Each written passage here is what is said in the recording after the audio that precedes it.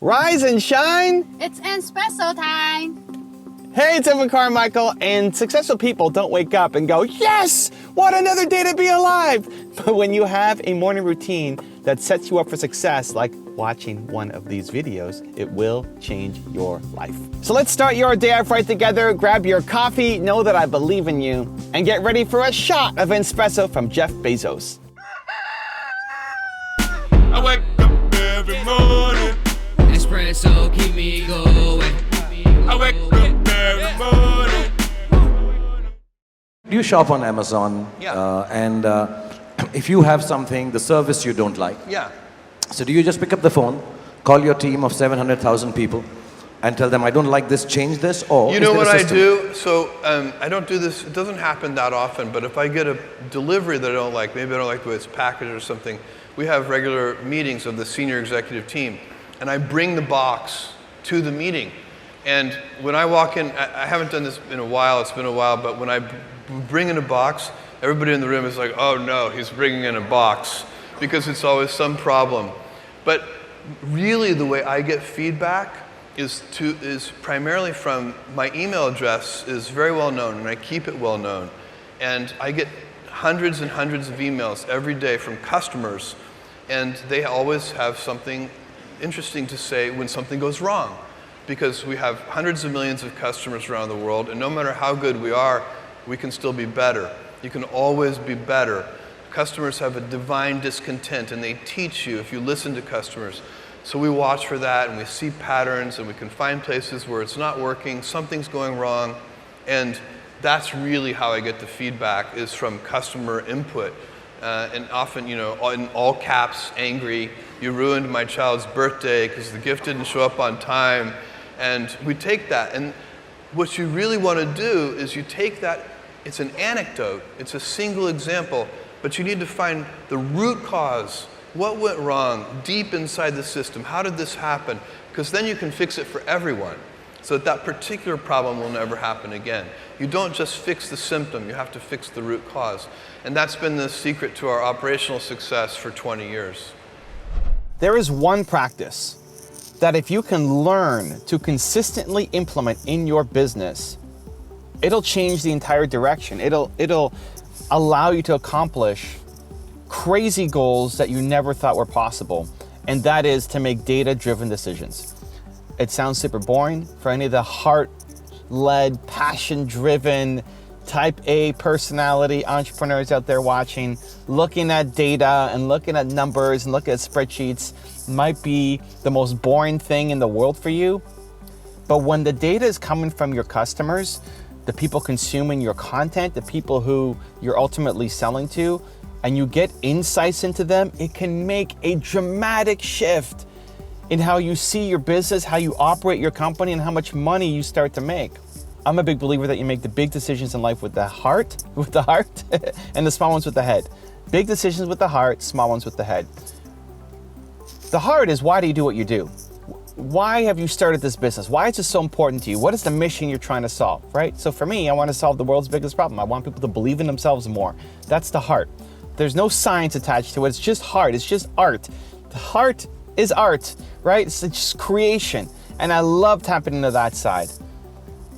And then the small decisions with the head, in that the things that I do have to work, otherwise I just have a hobby, right? If you're only doing art and it has no value to other people, you're not talking to customers, you're not gauging reactions, you're not seeing how you can get better, then you just have a hobby that doesn't pay you, right? Which can be fulfilling, not everything has to pay you, but if the goal is to have a business, then yeah, you have to get paid, otherwise you don't have a company for very long.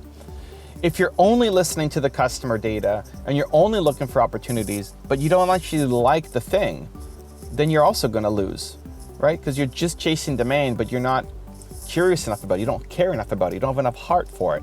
Example, in my business, if I were to make the top 10 stupidest things X person has ever said, that data-wise would blow up.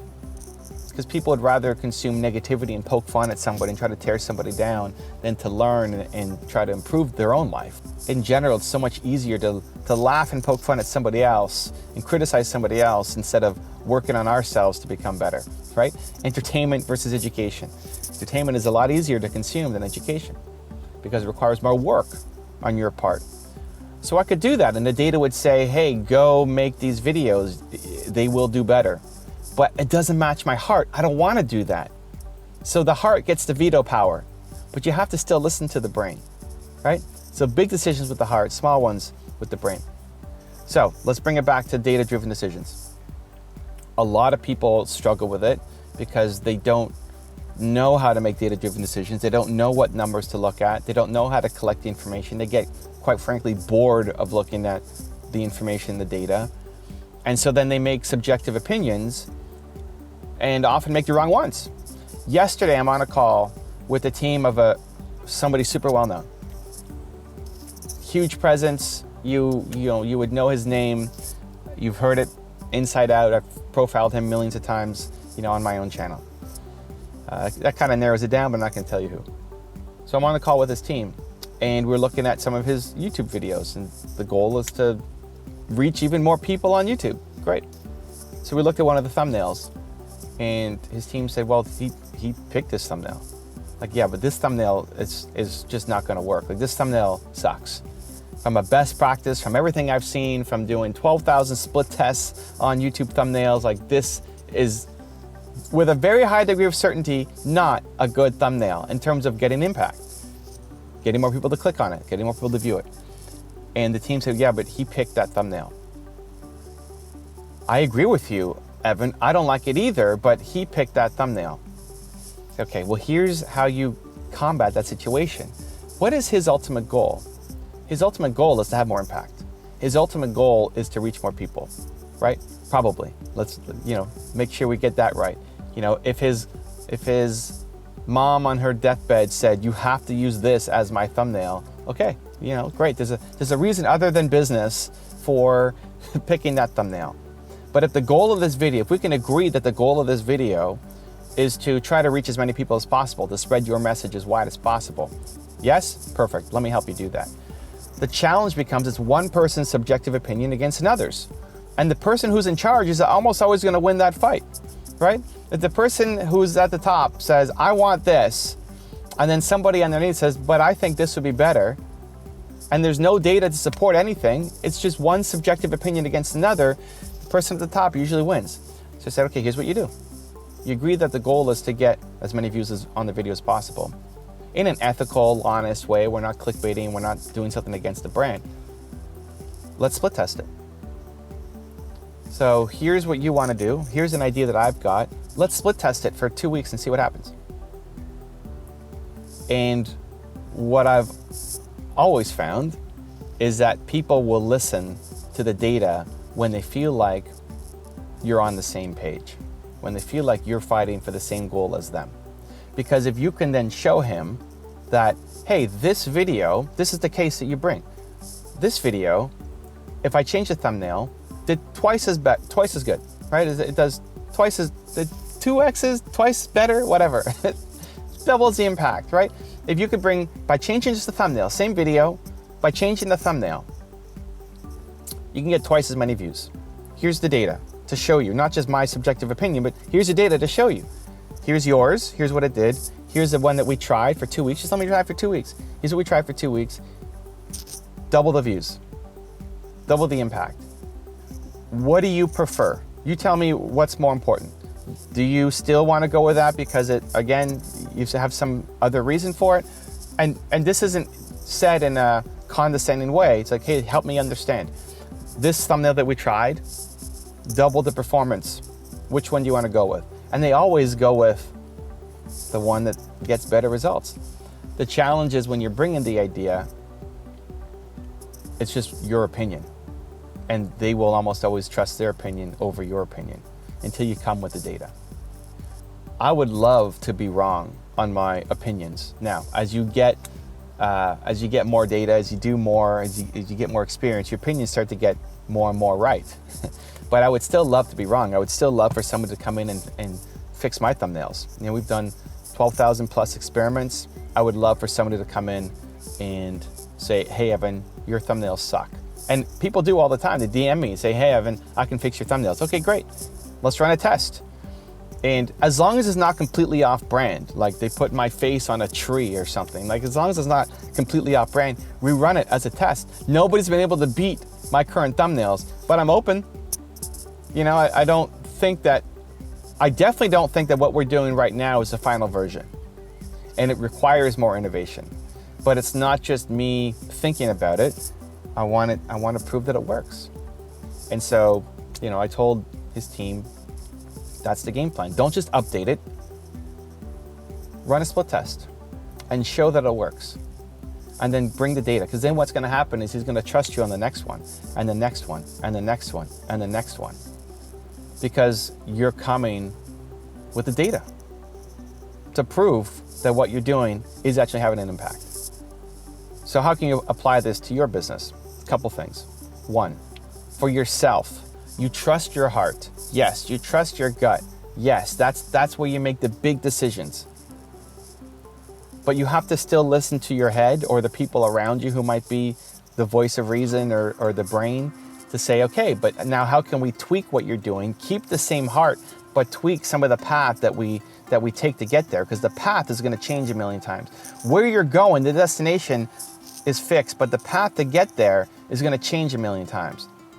And so being open to listening to a faster way to get there. Because all you should care about is where we are going. I want to solve the world's biggest problem. Where are you going? What are you creating? What's your mission? And being dead focused on that, and that does not change. But how we get there, if we're walking right now and you give me a horse and I can ride there, let's go on the horse. And then you give me a car, let's drive. You give me a jet plane, let's fly, right? Not being attached to how you get there as long as you're making progress to getting there. And so being open to the way that you're doing it might be completely wrong.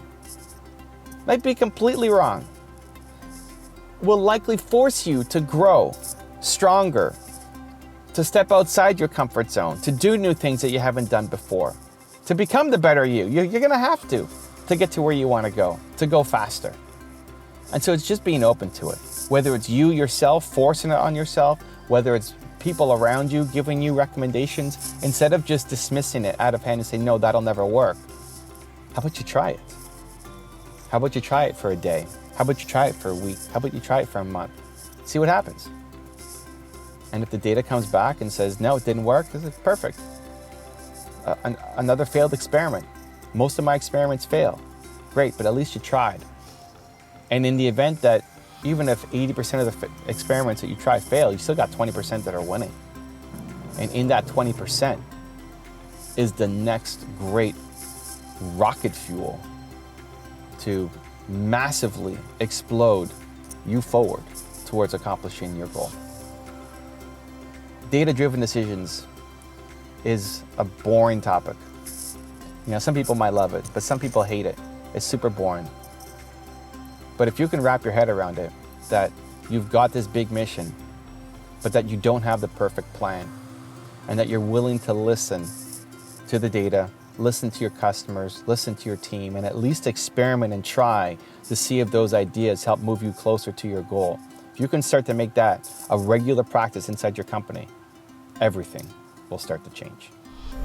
Now I've got a special bonus clip that I think you're gonna enjoy, but before that, it's time for the question of the day. I wanna know, what was your single biggest takeaway from this video and your plan of action for the next week? When you watch a video and just get motivated, the science says you have a 35% chance of actually following through on your goals. That's not good enough. No, not for you, Believe Nation, we gotta do something. But when you write it down and you create a specific plan of action for the next week, that number jumps to 91% chance of you following through. And when you commit to somebody else, like leaving a comment on this video, it jumps to 95%. You need to follow through on your goals. So what was your single biggest takeaway from this video and your specific plan of action for the next week? Put it down in the comments below so I can celebrate you. Also, if you want to have more self-confidence and self-belief, the science says it can take up to 254 days of consecutive action for you to shift that habit forward. So I've designed a special free program to help you get more self-belief, where every day for 254 days, I will send you an email to an unlisted video that, if you watch it, will shift your confidence forward. The links to join for free are in the description below. If everything has to work in 2 to 3 years, then that limits what you can do. Stress primarily comes from not taking action. If you absolutely can't tolerate critics, then don't do anything new or interesting. One of them is you have to have a willingness to fail. You have to have a willingness to be misunderstood for long periods of time. If you do something in a new way, and I don't care what it is, people are initially going to misunderstand it relative to the traditional way. And there'll be well-meaning critics who, genuinely want the best outcome, but they're worried about this new way. And there'll also be, of course, self-interested critics who have a vested interest in the traditional, they have some profit stream tied to the traditional way.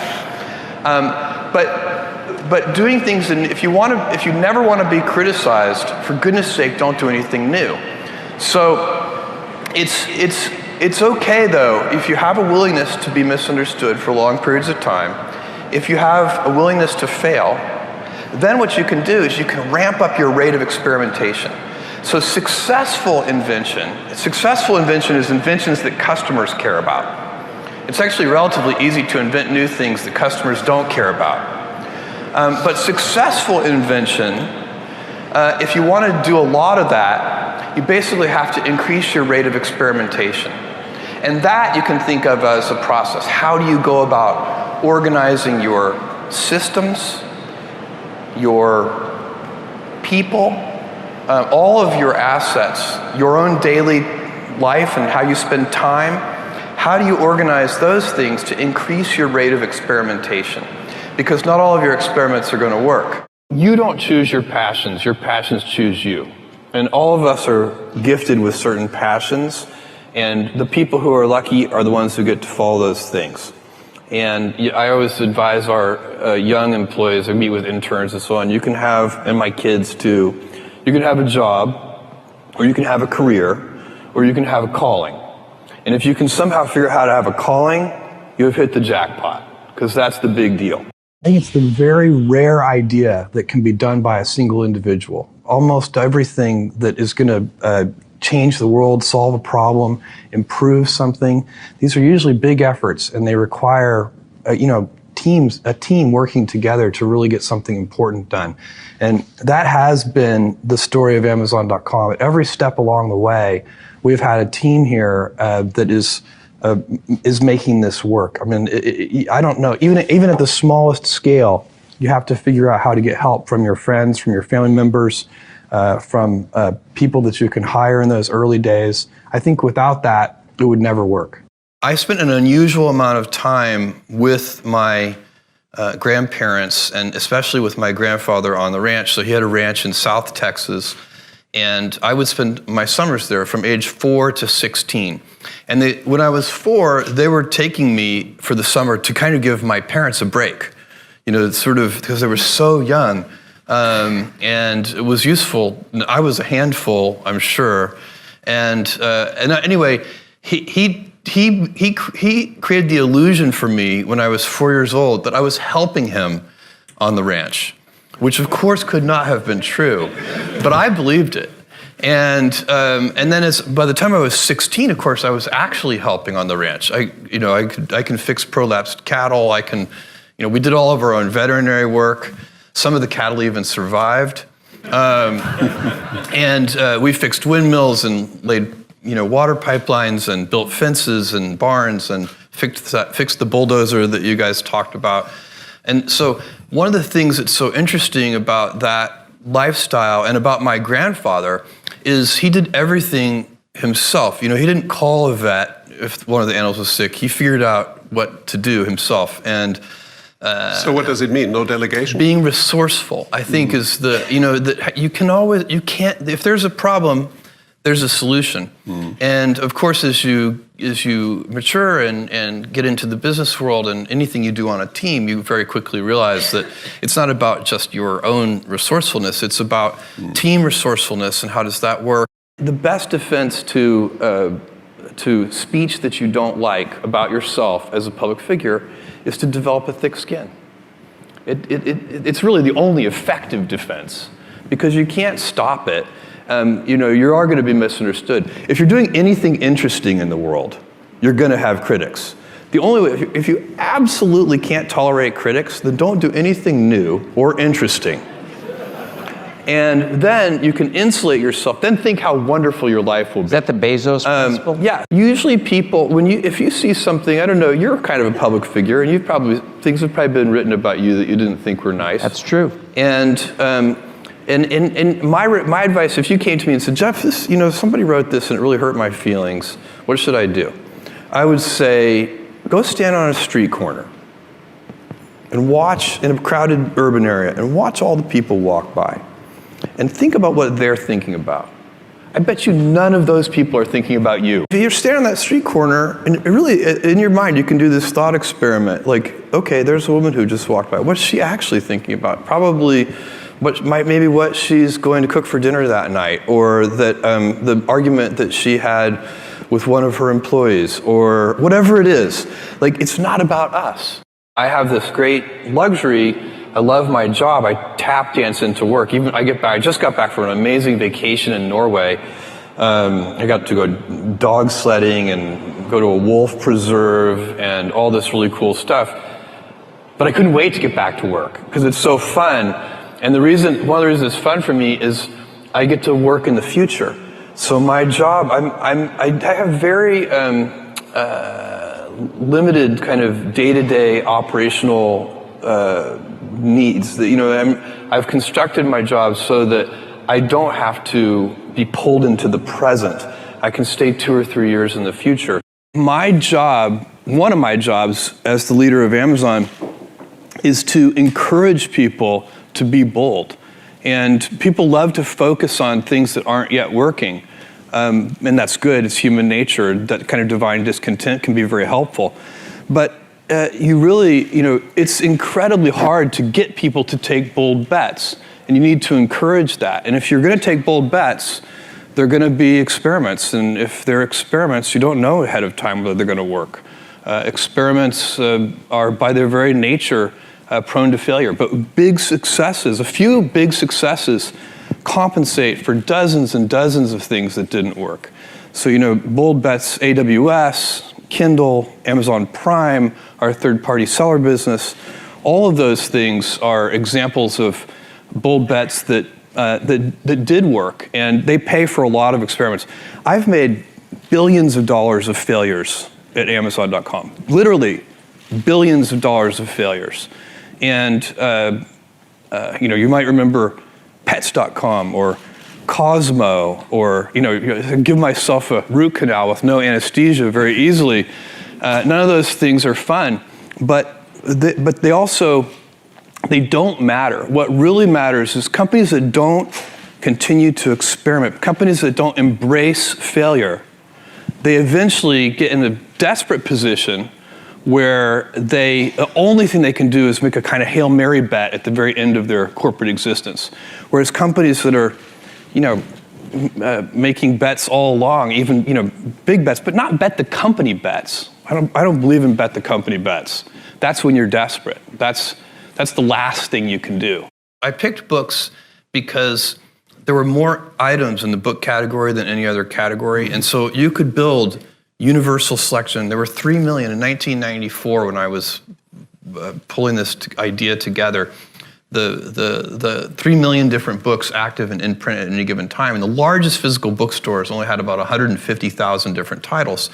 And so I could see how you could make a bookstore online with universal selection. Every book ever printed, even the out-of-print ones, was the original vision for the company. And so that's why books. And when did you know that Amazon is going to be something way bigger than just a bookstore? Well, I knew that the books, strangely, because I was very prepared for this to take a really long time. I knew that the books business was going to be successful in the first 30 days. I was shocked at how many books we sold. We were ill prepared. We had only 10 people in the company at that time, and most of them were software engineers. And so everybody, including me and the software engineers, were all like packing boxes. We didn't even have packing tables.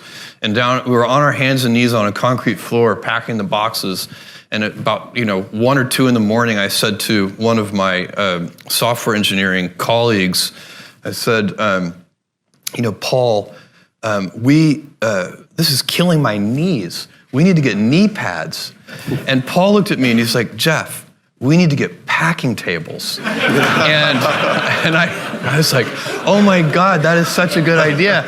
The next day I bought packing tables and it doubled our productivity and probably saved our backs and our knees too. I think this is a golden age of television. So when you look at, TV series today, the really good TV series are, in terms of quality, they're as good as the very best movies have ever been. And you're getting the best storytellers to come do television. You're getting the best actors to now come do television. One of the great storytellers is right here. Thank you for the help. Thank you. And this is a big deal when you can get the very best people, because this is one of those businesses where the viewer is always looking for something a little fresh. And so you can never find a formula, because as soon as you find a formula, it's not fresh anymore. They're always looking for something a little new. So it really takes human ingenuity. It takes people. The storytellers have to be in touch with the zeitgeist. And what I want Amazon Studios to be all over the world, I want us to be known as the most talent-friendly studio in the world. And the reason you need to do that, thank you, is because at the end of the day, it is the talent that makes those stories. Storytelling is the oldest thing that humans do. We've been doing it for thousands and thousands of years, long before there was written language, before there was any medium to convey it. People sat around and they told each other stories. And it's how we teach each other things. And we learn from stories. We learn from fiction. We learn from fiction because we get to live an alternate life. In that moment, you watch this and you're learning it. So it can be fun, it can be action, it can be funny, it can be comedy, but the very best things take those elements and teach a little something. There's something in there that you walk away with and you're inspired by it. And it doesn't matter if it's drama, comedy, anything, you're gonna walk away with something. And there needs to be lightness. You can't watch something that's just all heavy and you're like, oh my God, I want to kill myself now. There also has to be that gesture. There has to be somebody who brings you out and lets you breathe a little bit. So this is so hard to do. That's why there is so many bad movies and so many bad TV shows, because it is one of the hardest things that humans do, is tell riveting, engaging, inspiring stories. But when you get it right, it's a lever that can change the world. Customers are always dissatisfied. Even when they don't know it, even when they think they're happy, they actually do want a better way, and they just don't know yet what that should be. And that's why I always warn people, customer obsession is not just listening to customers. Customer obsession is also inventing on their behalf, because it's not their job to invent for themselves. And so you need to be an inventor and a pioneer. Everything I've ever done has started small. Amazon started with a couple of people, and Blue Origin started with 5 people, and the budget at Blue Origin was very, very small. Now the budget at Blue Origin approaches $1 billion a year. And next year it'll be more than $1 billion. In Amazon, it literally was 10 people. Today it's 500,000 people, but it's hard to remember for you guys, but for me it's like yesterday I was driving the packages to the post office myself, and hoping one day we could afford a forklift. And so for me, I've seen small things get big, and it's part of this day one mentality. I like treating things as if they're small. Amazon, even though it is a large company, I want it to have the heart and spirit of a small one. We all get gifts. We get certain things in our life that that we're very lucky about. And one of the most powerful one is who your early role models are. They could be your parents. It was your grandfather. It was, in a big sense. My mom and dad, but my grandfather too. And my mom had me when she was 17 years old, and she was still in high school in Albuquerque, New Mexico. And this is in 1964. I can assure you that being a pregnant teenager in high school was not cool. in Albuquerque, New Mexico at that time. And so it was difficult for her. My grandfather went to bat for her when they tried to kick her out of school, and they're incredible. So the gift I had is I had this incredible family. I think probably our most important piece of intellectual property is our brand name. And I think people, and I think this is very important for anybody who's going to start a company or market an invention to understand, is that brands for companies are like reputations for people.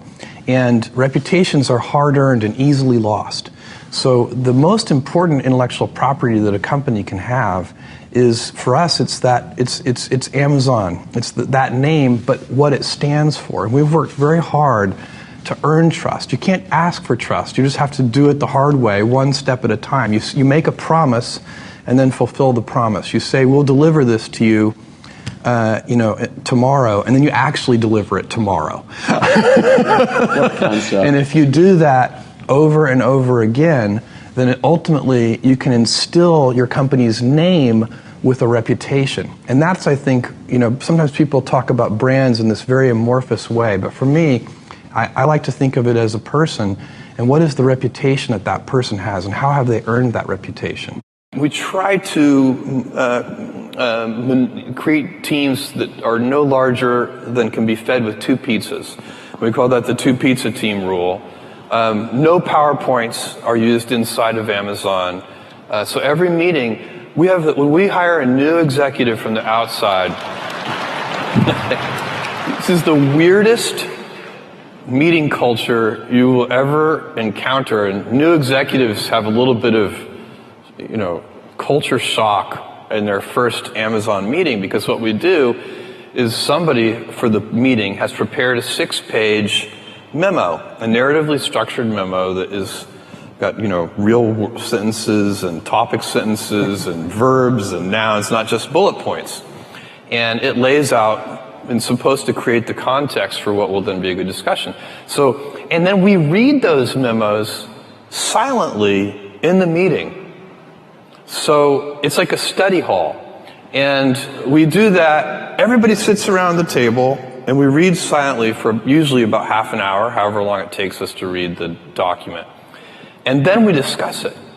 And it's so much better than the typical PowerPoint presentation for so many reasons. I definitely recommend the memo over the PowerPoint. And the reason we read them in the room, by the way, is because just like, high school kids, executives will bluff their way through the meeting as if they've read the memo. Because we're busy, and so you got to actually carve out the time for the memo to get read, and that's what the first half hour of the meeting is for. And then everybody's actually read the memo. They're not just pretending to have read the memo. If you're giving great customer experience, the only way to do that is with happy people. You can't do it with a set of miserable people, watching the clock all day. So does that include work-life balance and all those things? Yes, but I teach 3 leadership classes a year at Amazon. I'm a part of it. They're bigger classes, but I come in and teach a session. And I always talk about work-life balance, except I like to use the phrase work-life harmony rather than balance, because to me, balance implies a strict trade, whereas I find that when I am happy at work, I come home more energized, I'm a better husband, a better dad, and when I'm happy at home, I come in and better boss and better colleague. And so it's not, you could be out of work and have terrible work-life balance. Even though you've got all the time in the world, you could just feel like, oh my God, I'm miserable, and you would be draining energy. And so you have to find that harmony. It's a much better word. And I think for most people, it's about meaning. People want to know that they're doing something interesting and useful. And for us, because of the challenges that we have chosen for ourselves, we get to work in the future. And it's super fun to work in the future. Changing your mind a lot is so important. You should never let anybody trap you with anything you've said in the past, because that is just a, life is complicated, the world is complicated, and sometimes you get new data, and when you get new data, you should change your mind. By the way, sometimes you don't get new data, and you just reanalyze the situation, and you realize it's more complicated than you initially thought it was, and you change your mind. This is something, it's frustrating to watch, and I will not get into politics here tonight, but it's frustrating to watch politicians because they're almost not allowed to change their mind. As soon as they change their mind, they get accused of being flip-floppers. When reality is, anybody who doesn't change their mind a lot is dramatically underestimating the complexity of the world that we live in. There are a lot of things that are a waste of time. When you think about your life, I often tell people that I work with, if you can get, because people have very high standards for how they want their work life to be, and I said, look, if you can get your work life to be where you enjoy half of it, that is amazing, because very few people ever achieve that, because the truth is, everything comes with overhead. That's reality. Everything comes with pieces that you don't like. You could be a Supreme Court justice, and there's still going to be pieces of your job you don't like. You can be a university professor, and it's still going to be, you have to go to committee meetings, and you have to do things. Every job comes with pieces you don't like, and we need to say, that's part of it, and not resent those pieces, or try not to. But also try to minimize them. I tell senior executives, you should have the least stress. There's this weird, I think, false idea that CEOs, I'm a CEO, there's this false idea that CEOs are under the most stress. Well, I look at that, I'm like, why? You're in charge. Why don't you delegate the stress? It's your choice, and so you have to figure out how to set up your life in such a way that you can minimize the things. And I find people don't dislike hard work. What people dislike is being out of control. Like, they can't control their life. They can't control their environment. This happens to me when I get overscheduled. I hate being overscheduled. I want some time to be able to think and free myself. We all have the same amount of time in the world. Nobody has more time than anybody else. And when you become a very successful person, one of the things, you start to get overscheduled. You have this event, you had to agree to do this, and maybe last night you were like, why did I agree to do this? I have to go on stage tomorrow. I wish I were really with my family. And, or I hope maybe not this case. Let's say that you like this one. But in general, that kind of thing happens. And so you have to guard your time and try to stay a little bit flexible. So that's, for me, it's not a waste of time, but I like to have some freedom of movement rather than having every minute of every day scheduled. I believe in the power of wandering. All of my best decisions in business and in life have been made with heart, intuition, guts, not analysis. When you can make a decision with analysis, you should do so. But it turns out in life that your most important decisions are always made with instinct, intuition, taste, heart. We do so many different things. So this is a question I sometimes get. How can you do so many different things? Why don't you stick to the knitting? The kind of traditional advice would be to stay focused and keep the business simple. And the way I think about this is we actually do stick to one thing. It's just not described. It's not the business itself. We do web services, which is, big enterprises buying compute services from us, and we have our retail business, and we have Amazon Studios, which is making original content, Amazon Go, the things you listed. So, but the cultural thread that runs through all of these things is the same. We only have a few principles at Amazon kind of core values that we go back to over and over again. And if you looked at each of the things that we do, you would see those run straight through everything. So the first one, and by far the most important one, is customer obsession.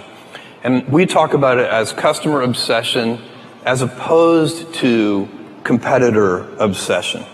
And I have seen over and over again companies talk about that they're customer focused, but really when I pay close attention to them, I believe they are competitor focused. And that's just a completely different mentality. By the way, competitor focus can work, but I don't think it works in the long run as well as customer focused. For one thing, once you're the leader, if your whole culture is competitor obsessed, it's kind of hard to stay energized and motivated if you're out in front. Whereas customers are always unsatisfied, they're always discontent, they always want more. And so no matter how far you get out there in front of your competitors, you're still behind your customers. So they're always pulling you along. So customer obsession is a deep principle that underlies everything we do. Another one is eagerness to invent. So we love to pioneer. And when we have done, by the way, whenever we have tried to do something in a kind of Me Too fashion, we have failed at it. We need to have something that is differentiated, unique, something that customers are going to like, that we're kind of leading with. So that's another element that works for us.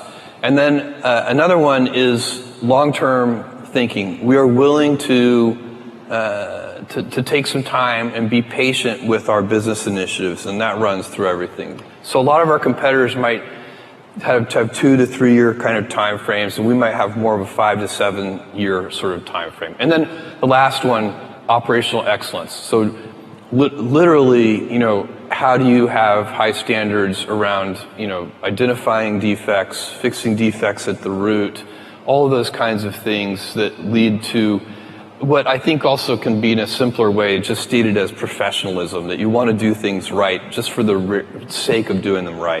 One of the reasons we have been able to extend into new business areas, and first new product categories, going way back, we just sold books, and then we started selling music and DVDs and electronics and toys and so on. And then we've extended into electronic reading with Kindle.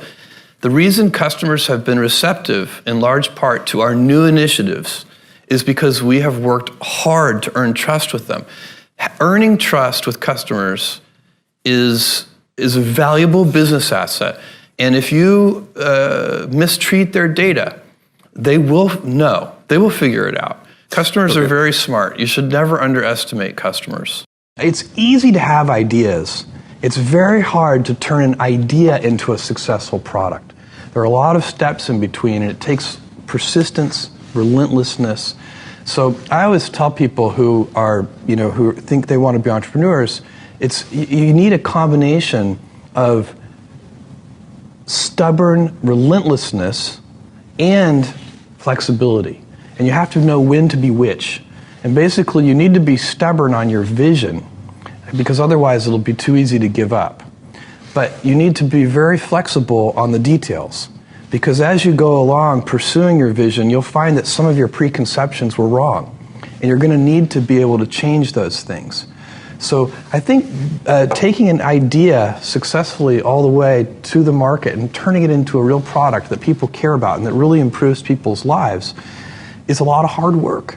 I was living and working in New York City in 1994. I came across the fact that the World Wide Web was growing very quickly. It was tiny, but it was growing very fast. Most people had not heard of it. And I came up with this idea. The idea initially was very simple. It was to sell books online. And I went to my boss, who I liked a lot. His name was David. And I said, I have this idea to start this company to sell books on the internet. And he took me on a long walk in Central Park in New York and listened to this idea in great detail. And he said, it actually sounds like a really good idea to me, but I think it would be a better idea for somebody who didn't already have a good job. And I thought about that. That made a certain amount of sense to me. And he said, why don't you think about it for 2 days before you make a final decision? And so I went away and I thought about this. And I was trying to figure out how to make this decision, because in the moment, personal life decisions, those choices can be very challenging. And I finally figured out for me the right way to think about it, which was I wanted not to have regrets. I pictured myself, 80 years old, and thinking back on my life in a quiet moment of reflection. Would I regret leaving this company in the middle of the year and walking away from my annual bonus and all of those things that in the moment could be very confusing? And I thought, when I'm 80, I'm not going to think about that. I'm not even going to remember it. But what I will do, I know for a fact, I have this idea, and if I don't try, I'm going to regret having never tried. And I know also, if I try and fail, I'll never regret having tried and failed. And as soon as I thought about it that way, I knew I had to give it a try. Now that you have about 600,000 employees, I calculated you're adding about 250 people a day. You've mentioned that you're trying to fend off day 2. Yeah. And you've said that day 2 is stasis, followed by irrelevance, followed by excruciatingly painful decline, followed by death. That is why it is always day 1. Yeah. How's that work? Well, so day 1, this is a phrase that we use at Amazon all the time. I've been using it in my first annual shareholder letter from 20 years ago. And we say it's always day 1. And it needs to be day 1 for the reason that you just mentioned. And so the real question for me is, how do you go about maintaining a day 1 culture? It's great to have the scale of Amazon. We have financial resources, we have lots of brilliant people, we can accomplish great things, we have global scope, we have operations all over the world. But the downside of that is that you can lose your nimbleness, you can lose your entrepreneurial spirit, you can lose that kind of heart that small companies often have. And so if you could have the best of both worlds, if you can have that entrepreneurial spirit and heart, while at the same time having all the advantages that come with scale and scope, think of the things that you could do. And so the question is, how do you achieve that? The scale is good because it makes you robust. A big boxer can take a punch to the head. The question is, you also want to dodge those punches. So you'd like to be nimble. You want to be big and nimble. And I find that there are a lot of things that are protective of the day 1 mentality. I already spent some time on one of them, which is customer obsession. I think that's the most important thing. If you can, and it gets harder as you get bigger. When you're a little tiny company, say you're a 10-person startup company, every single person in the company is focused on the customer. When you get to be a bigger company, you've got middle managers and you've got all these layers, and those people aren't on the front lines. They're not interacting with customers every day. They're insulated from customers, and they start to manage not the customer happiness directly, but they start to manage through proxies like metrics and processes, and some of those things can become bureaucratic. So it's very challenging. But one of the things that happens is the decision-making velocity slows down. And I think one of the reasons that happens is that people, junior executives inside the big company, start to model all decisions as if they are heavyweight, irreversible, highly consequential decisions. And so even two-way doors, you make a decision, it's the wrong decision, you can just back through the door and try again. Even those reversible decisions start to be made with heavyweight processes. And so you can teach people that these pitfalls and traps, and then teach them to avoid those traps. And that's what we're trying to do at Amazon, so that we can maintain our inventiveness and our heart and our kind of small company spirit, even as we have the scale and scope of a larger company. My greatest, I would have such a good feeling if I could be an 80-year-old guy and laying there thinking about my life, if I could say, look, there is now a bunch of entrepreneurs in space because I took my Amazon lottery winnings and built the heavy lifting infrastructure that does take billions of dollars in CapEx to lower the cost of access to space. That's how you get millions of people living and working. And by the way, we need that. For those of you who like to think about the future, at all, you can do a simple calculation. You know, we can argue about, you know, what limited resources on Earth and so on and so on. But here's a calculation that you cannot argue with, which is you take current baseline energy usage on Earth, compound it at just a few % a year for just a few hundred years, and you have to cover the entire surface of the Earth in solar cells. So we're going to have to decide, do we want a society of pioneering, invention, expansion, growth, or do we want a society of stasis? And personally, I believe, because the Earth is finite, and if you want a society of stasis, I think it's good. First of all, I don't personally believe that stasis is even compatible with freedom, so I think for me that's a big problem. Second of all, it's going to be dull. Stasis is going to be very dull. You don't want to live in the stasis world. And so, of course, we're going to continue to get more efficient too. We have been. For hundreds of years, we've been getting more productive, more efficient. That trend is going to continue. But even so, we're going to want to use more energy per capita. And also, I don't want a stabilized population. I would love for there to be 1 trillion humans in the solar system. With 1 trillion humans, we would have 1,000 Einsteins and 1,000 Mozarts. It'd be an incredible civilization. Don't you want that dynamism? It'd be so much more interesting. This is for your great-great-great-grandchildren, but what kind of world do you want them to live in? I want them to live in that expansive world that is, you know, learning more about the universe and moving out throughout the solar system. By the way, getting it wrong isn't that bad. That's the other thing. When we make mistakes, and we've made doozies like the Fire Phone and many other things that just didn't work out, we don't have enough time for me to list all of our failed experiments, but the big winners pay for thousands of failed experiments. So you try something like Prime, and it was very expensive at the beginning. It cost us a lot of money, because what happens when you offer a free all-you-can-eat buffet? Who shows up to the buffet first? The heavy eaters. It's scary. It's like, oh my God, did I really say as many prawns as you can eat? Oh. And so that is what happened. But surely we could see the trend lines. We could see that, you know, all kinds of customers were coming, and they appreciated that service. Amazon has 14 leadership principles, and this is the one that often catches people a little by surprise, because one of our leadership principles is that good leaders are right a lot. And it sounds kind of like, well, great, but is there some way that I can practice being right a lot?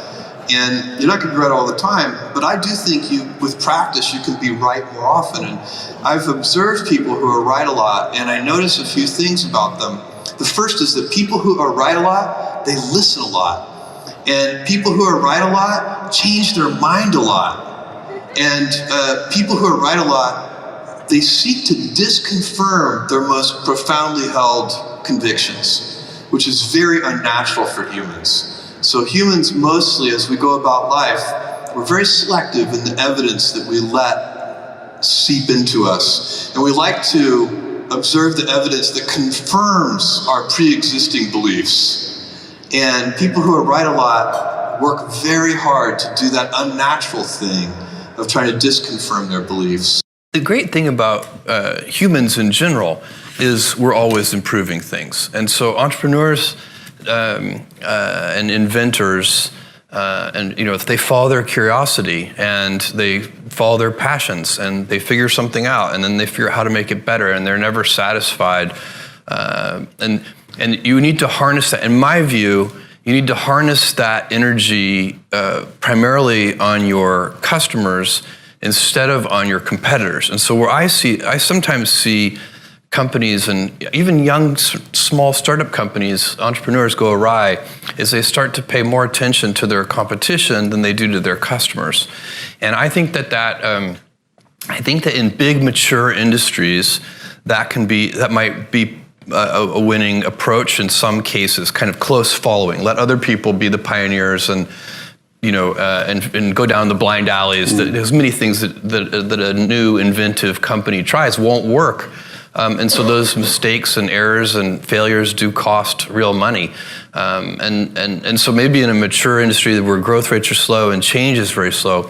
But as you see in the world more and more, there aren't very many mature industries. Change is happening everywhere. You know, we see it in the automobile industry with self-driving cars, But you could go right down the line of every industry and you would see it. Was there a moment you thought, I might not make it? The riskiest moment for Amazon, Charlie, was at the very, very beginning. I needed to raise $1 million at a certain point.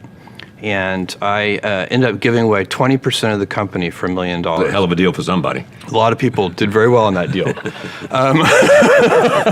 But they also took a risk, so they deserved to do very well on that deal.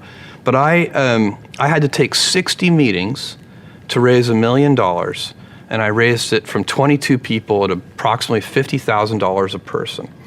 And it was nip and tuck whether I was going to be able to raise that money. So the whole thing could have ended before it even started. That was 1995, and the first question every investor asked me was, what's the internet?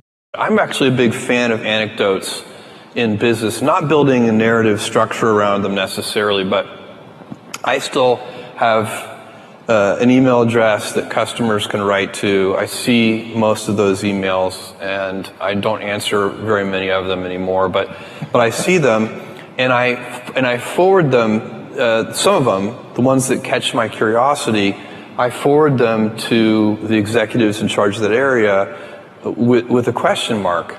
And that question mark is just a shorthand for, can you look into this? Why is this happening? What's going on? And what I find is very interesting, because we have tons of metrics. We have, weekly business reviews with these metric decks, and we look at we know so many things about customers and their whether we're delivering on time, whether the packages have too much air in them and wasteful of packaging and so on. We have so many metrics that we monitor, and the thing I have noticed is that when the anecdotes and the data disagree, the anecdotes are usually right. There's something wrong with the way you're measuring it. And that's why it's so important to keep you need to run something where you're doing, shipping billions of packages a year. For sure, you need good data and metrics. Are you delivering on time? Are you delivering on time in every city?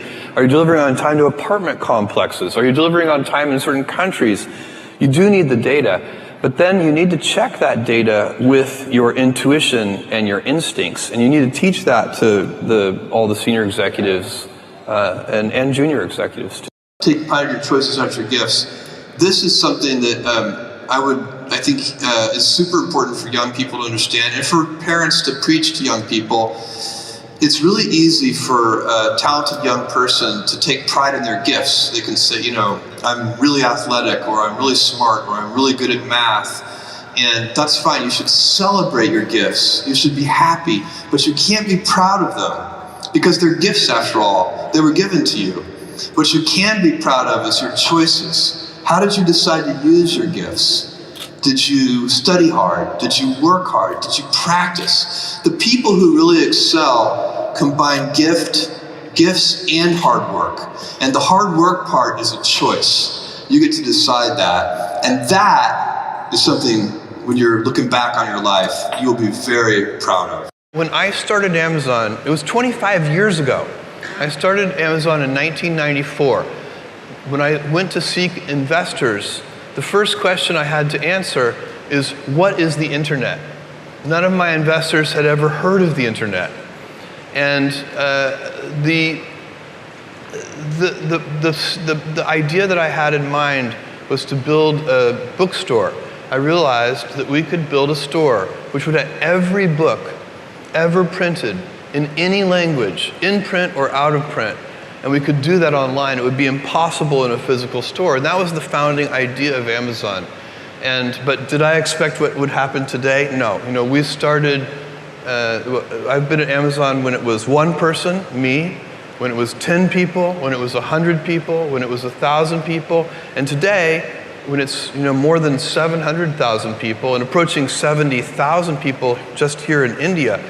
So, no, I did not predict that. And actually, I think if anybody had predicted that, they would have needed to be immediately institutionalized in a mental facility, because it's not a normal thing to have happen. My dream when I started Amazon was that one day we might be able to afford a forklift. So it's been a very fun journey for me. And by the way, I still tap dance into work. I'm having so much fun. Your stock at one point, I think, went to $100, but then it went down to $6 or something like that. At the peak of the internet bubble, our stock peaked somewhere around $113. Okay.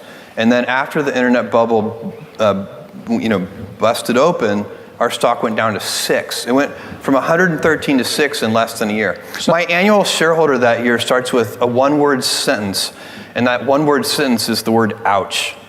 So most of those internet companies of the dot-com era are out of business. Yeah.